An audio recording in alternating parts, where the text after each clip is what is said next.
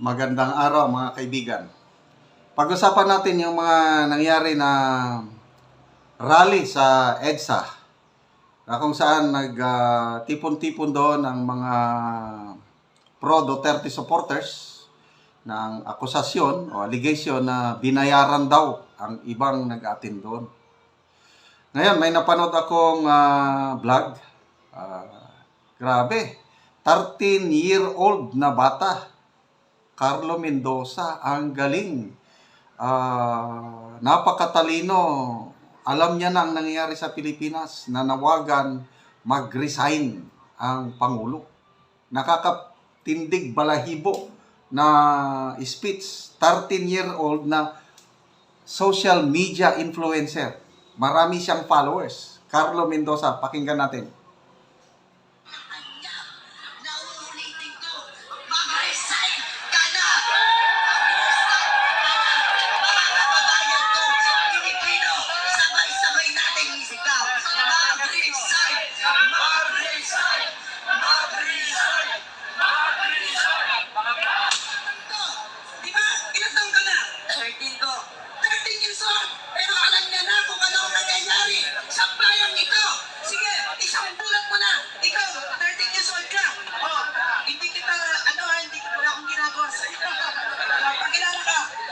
Ako po, si Carlo Mendoza, Gigil Kick. Mga influencer po kami. Pumunta po kami dito para suportahan ang Duterte at ang mga Pilipino at Pilipinas. Dahil kitang-kita namin, marami nang lumabas, marami na kami nakita, lahat ng kabataan na apektuhan na. Dahil hindi lang ako ang Pilipino ang naapektuhan, kundi lahat, milyon na Pilipino ang naapektuhan dahil sa droga. Dahil dyan, dahil droga rin ang umasa. So, initial assessment ninyo, nabayaran ba yung bata? Napilitan ba siyang magsalita? Ito, gigigil eh. Sinearch ko sa Google, sino ba itong Carlo Mendoza? Gigil Kid. Nako, sikat talaga. Meron siyang TikTok videos o basta videos na with Vice Ganda sa ABS-CBN. Parang sumama siya sa isang contest sa ABS-CBN, Gigil Kid. Ang dami niya, millions ang kanyang views. Tapos, aware na siya nangyayari, yung kabataan na aapektuhan sa droga. Grabe, nakakapanindig balahibo. Batang-bata pa lang, ganito nang sinasabi. So ako, talagang, speechless ako. Dapat sana itong mga batang ito, nandiyan pa lang sa nag-aaral. Bakit sumasama na sa rally? Sa pamilya ko. Droga din ang dahilan kung bakit nagawa ng tatay ko ang nagawa niya sa ate ko.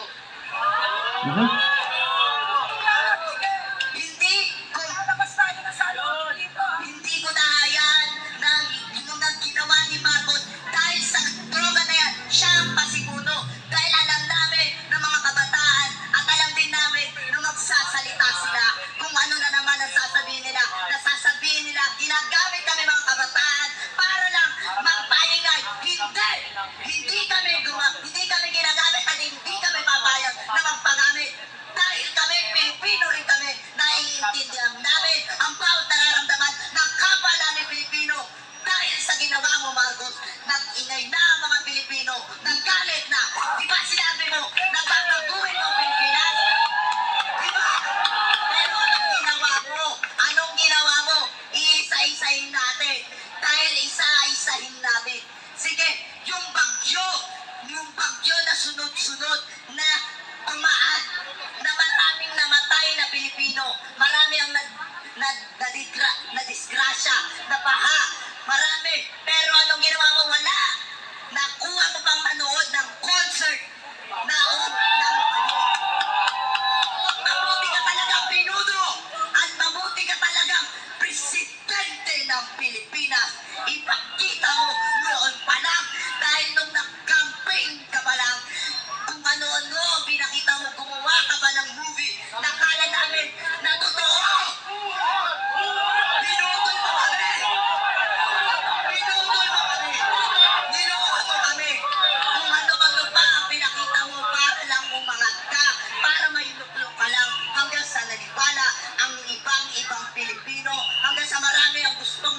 sa'yo. Pero ano nangyari? Nung nag-report sa'yo, anong ginawa mo?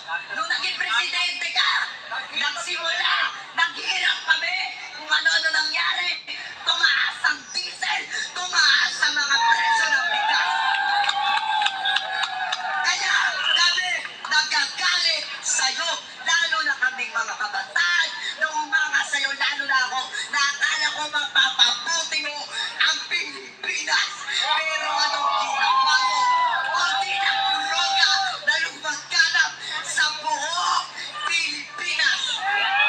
Kaya nananawagan ako sa'yo sa Republika ng Pilipinas, sa buong Pilipinas, sa Malacanang, na uulitin ko, mag-resign ka na! Mag-resign ka na!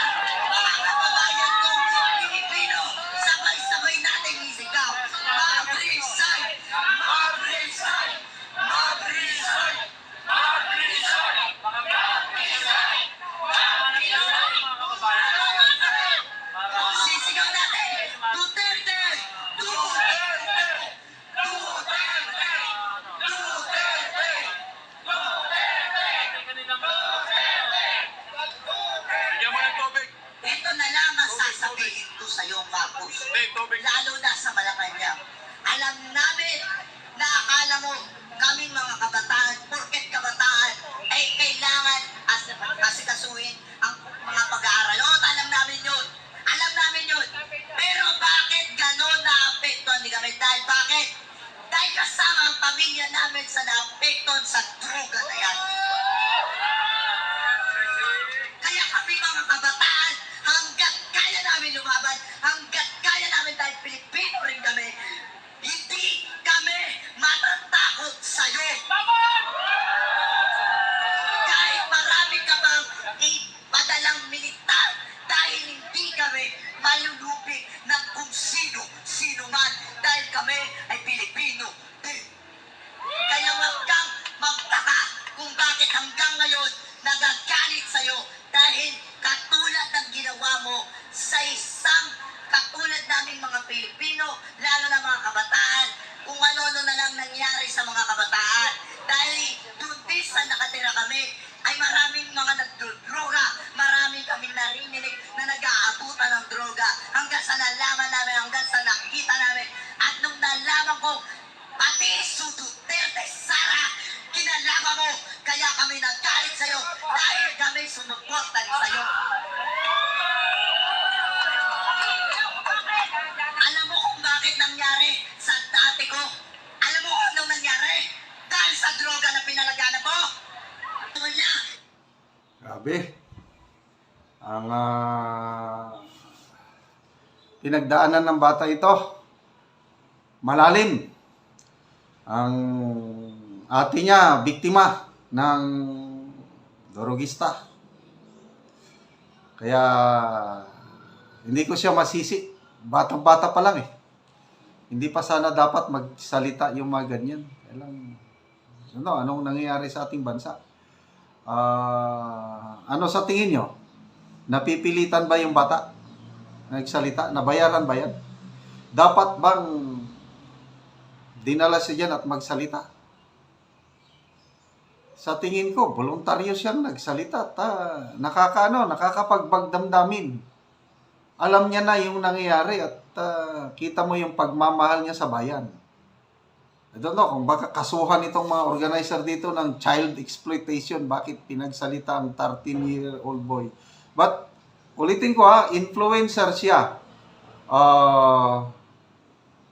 Millions of views niya, yung may videos siya with Vice Ganda kasi naging contestant siya sa ABS-CBN na celebrity show.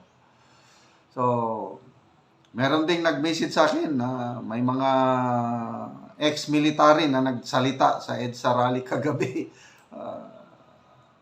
Baka may natakot, magkagulo daw kasi nung nagsalita si Captain Dado, Colonel Mitran, General Simoy, biglang dumating na mga truck sa pulis, sakala magkagulo.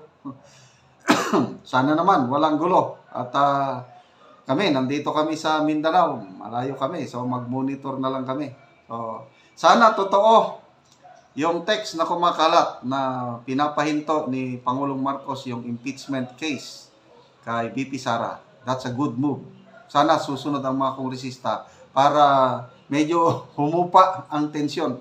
Kasi kung tuloy-tuloy na yan, marami pang ganyang mga rally at magsasalita, kahit bata nagsasalita na sana hindi pa dapat magsalita yung ganyang bata.